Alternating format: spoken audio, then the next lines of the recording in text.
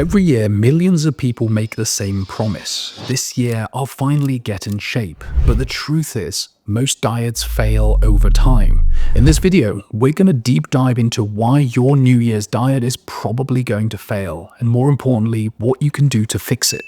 But before we get into the details, let me tell you a story about Sarah. Sarah tried every diet imaginable. Keto, paleo, intermittent fasting, you name it, she's done it. Now, she lost weight and felt great for a period of time, and then everything would fall apart. Why? Because Sarah, like so many others, fell into what I call the psychology trap. We've been conditioned to think about diets all completely wrong, because society tells us that it's about willpower, it's about motivation, it's about pushing through your cravings, and then you get to success, right? Well, not exactly. The psychological trap with dieting is that there's always a new trending diet, a new shiny diamond that you think is the answer to your problem. Because everyone is talking about it, it's on social media, it's lighting everything up, and you start to see people posting about it, the results, the before, the after. What you don't see is the 1 year later, the 5 years later, the results. What you don't see is people falling back into their usual patterns, the weight slowly creeping back on. So many people like Sarah end up trying new trends and diets, then regaining the weight that they've worked so hard to lose. And the cycle continues. Now let's talk about another reason that diets fail. The diet industry itself. This is a $250 billion industry built on one fundamental truth. Diets don't really work long term. But you won't really see that advertised on a billboard anywhere. So instead, they sell you the dream of a quick fix, the miracle solution.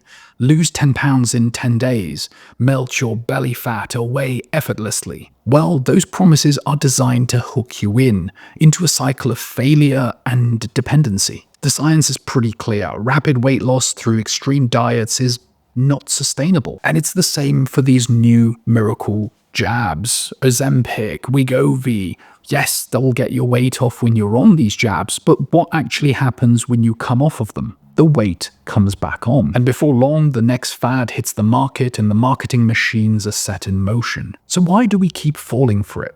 Part of the problem lies in our cultural obsession with instant gratification. We want results, and we want results yesterday. But there's a real harsh truth to this. Anything worth achieving takes time. And that's especially true when it comes to your health. Because quick fix dieting plans don't really address the complex underlying habits that people have which lead them to become overweight.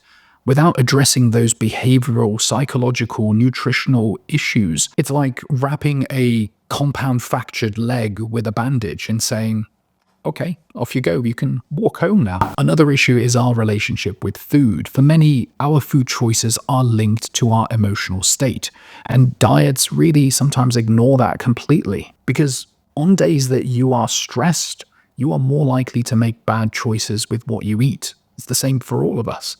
The same goes for on days where you are sleep deprived, and this is where our buddies, the food delivery apps, come in.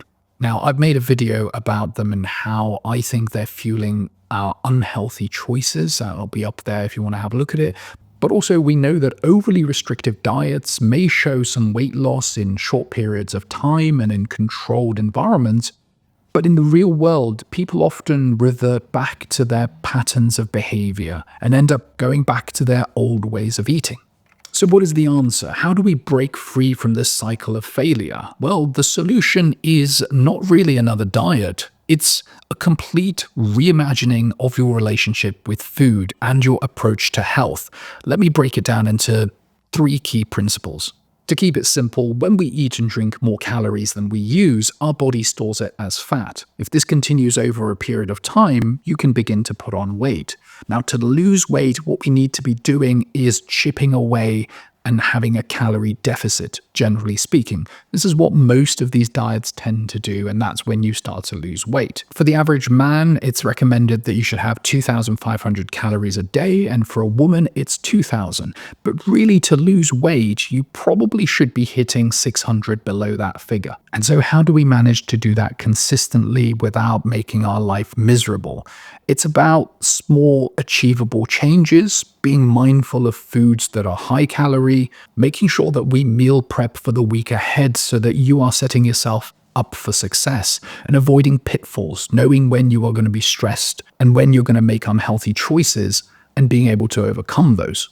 And finally, making sure the space around you allows you to make healthy choices as the easier choice. Say if you drink too much alcohol and you want to cut down, buy less alcohol on a weekly basis and keep it in your home, so that if you are wanting to drink more than that, you are physically having to go outside to go and buy it.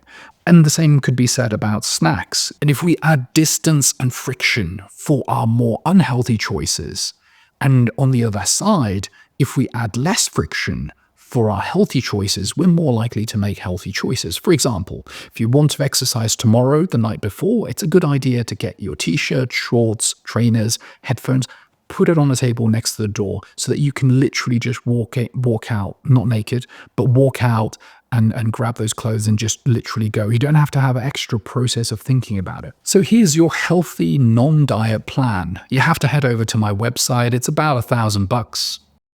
Let's look at some core principles. First, aim to avoid junk food and ultra-processed food where you can, as a rule of thumb. This doesn't mean never have it, and this doesn't mean that the pizza night with your friends is off.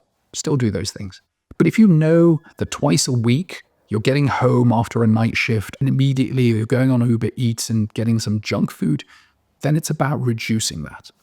Aim to have more whole foods. These are unprocessed and minimally processed foods like fruit and vegetables, beans, nuts, fish, dairy. And on the topic of dairy, keep it light and keep it low fat. So light on sugars, low fat, that's self-explanatory.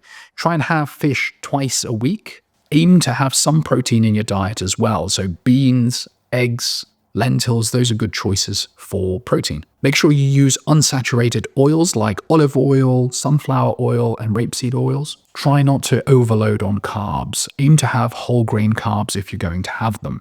There's also a tendency as humans that we tend to finish everything that's on our plate. So look to have smaller portions, and by doing smaller plates, you can hopefully achieve that. Eat more slowly. Like, I see people rushing with their food. It takes time for our body to communicate and tell our brain that we are full. So make meal times only meal times, not watching TV, because TV can distract us. And what happens when we're distracted? Well, we start to overeat. Try to make sure that you have at least 2 portions of vegetables per meal. Now, the cool thing about vegetables, well, they're low calorie and they're high in fiber, which means that they're more filling for you, which keeps out more high calorie food in your diet. Also try and drink 6 to 8 cups of water a day. No healthy lifestyle is complete without making sure you're not sitting on your bum all day, which incidentally is what I've done today to be able to script this and do this. Need to go for a walk in a bit. Aim to exercise for 3 or 4 times a week and doing 30 minutes at each sitting. Doing things like running, cycling, or anything that you like that gets you out of breath. Make sure you walk upstairs instead of taking the lift. Go for a walk instead of catching the bus. Make movement your default choice. And lastly, perhaps most unpopularly, aim to cut down alcohol, because alcohol is packed full of calories, and the prevailing winds of science is now saying that no alcohol is really good for us. So we should not really be drinking. Keep it for very social occasions, or just don't drink it at all if you can. And look, some of you are going to say, well, this looks very similar to a dieting list.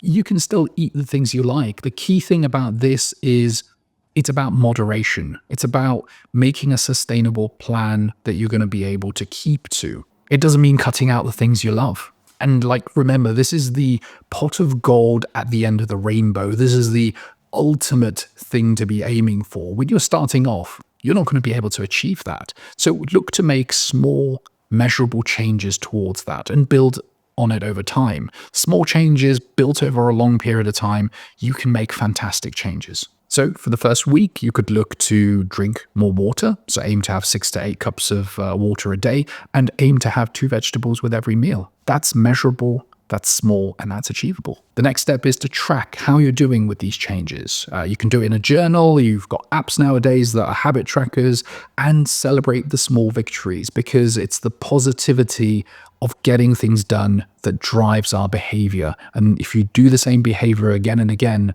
eventually it will become a habit. It's also important to try and surround yourself with people who support you with these goals. An accountability partner is fantastic, somebody you can check in with and make sure that you are staying on track with what you want to do. Look, slip-ups are going to be part of your journey. Don't let one bad day turn into a bad week, a month, and then you're not doing anything that you wanted to do. And aim to have no 0 days. A 0 day is where you've done none of the things you wanted to do. If you go and buy a burger because you're having a crappy day, you can still drink your 6 cups of water, and that's a little win that you can have there. And so here's the truth. The best diet isn't really a diet at all. It's a sustainable lifestyle that is individualized for you, that will work for you in the long term, and one that doesn't make your life miserable. The diet industry thrives on failure, misconceptions, and new trending diets that's going to work for you now. But understanding these key principles and implementing some of the strategies we've talked about can build something that can really work for you in the long term. And I want to leave you with this last thought. It's not about perfection. It's about small, consistent changes that lead to big results over time. And if you found this video helpful, then click on this next video in which I deep dive into the rise of the food delivery apps and our junk food addiction. I'm a little bit guilty of that too. What does this mean for our health, and how do we stop using them? Thank you for watching, and I'll see you on that video. Peace out.